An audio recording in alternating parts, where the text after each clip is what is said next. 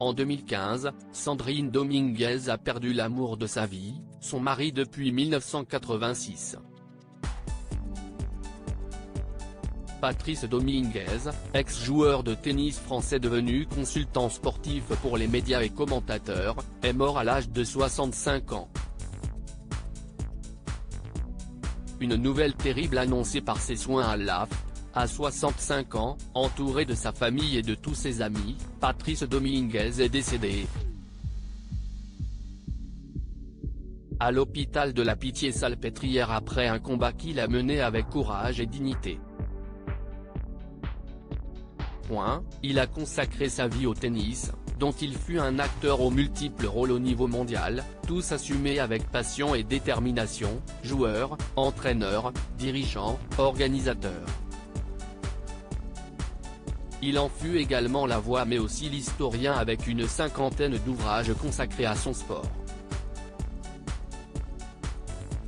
En plus d'avoir perdu un mari qu'elle aimait, Sandrine Dominguez, qui avait 52 ans à l'époque, a perdu le père de ses enfants, Léa et Léo. Patrice Dominguez, classé numéro 1 français à 2 reprises pendant sa carrière, en 1976 et 1978, et qui a entraîné Henri Lecomte et Fabrice Santoro, est mort le 12 avril 2015, des suites d'un cancer du poumon. Comment ne pas se rappeler de l'hommage qui lui a été rendu à la basilique Sainte-Clotilde à Paris et de ses obsèques qui ont lieu le 18 avril 2015 dans l'église de la Sainte Trinité des Contamines-Montjoie. Des moments déchirants pour Sandrine Dominguez et ses proches comme pouvaient le montrer les photos de l'époque. La vie après le deuil un peu plus d'1 an après la mort de son mari, qui a été en 1978 le premier joueur de tennis français à devenir commentateur sportif, elle s'apprêtait à devenir grand-mère.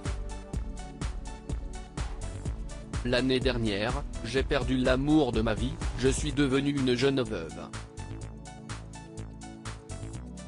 Mais dans quelques mois, je serai une jeune grand-mère, avait-elle confirmé non sans émotion. Sa fille Léa avait alors donné naissance à une petite fille, Java, en 2016 et a fait d'elle une grand-mère pour la deuxième fois, en 2019, avec la naissance d'India. Côté cœur, Sandrine Dominguez a retrouvé l'amour avec Jean-Christophe Kerdelué, président fondateur de NW Group. Ils se sont même mariés en juillet dernier.